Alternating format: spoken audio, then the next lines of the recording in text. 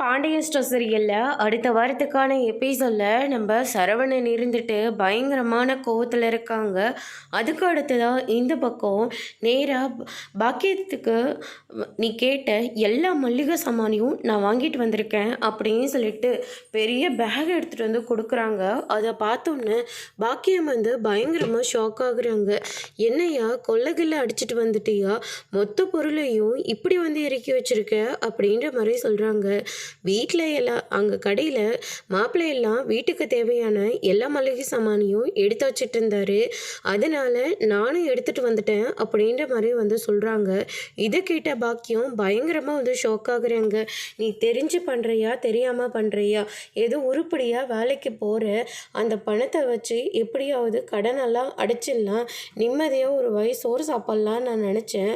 ஆனால் இருக்கிற வேலையை நீ கெடுத்துட்டு வந்துடுவ போல இருக்குது. சம்மந்தியை பற்றி உனக்கு நல்லா தெரியும்ல, ₹1 கூட அவர் கணக்கு பார்க்குவார். இப்போ கடையிலேருந்து இவ்வளோ பொருளை எடுத்துகிட்டு வந்திருக்க, பத்தாவதுக்கு ₹2000 பணத்தை வேறு எடுத்துகிட்டு வந்திருக்க. இந்த விஷயம் தெரிஞ்சதுன்னா சம்மந்தி எவ்வளோ கோவப்படுவார். அவர் கோவத்தை வெளியே காட்டிக்கலனாலையும் மயிலுக்கு எவ்வளோ அசிங்கமாக இருக்கும். ஏற்கனவே நீ அந்த கடைக்கு போகிறது அவளுக்கு பிடிக்கல, இப்போ பணத்தையும் இவ்வளோ மளிகை சாமானையும் கொண்டு வந்திருக்க, அதுவும் சம்மந்தி இல்லாத நேரமாக பார்த்து.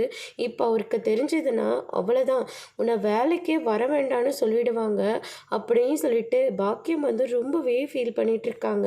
அதோட பிரேம முடிச்சிருக்காங்க.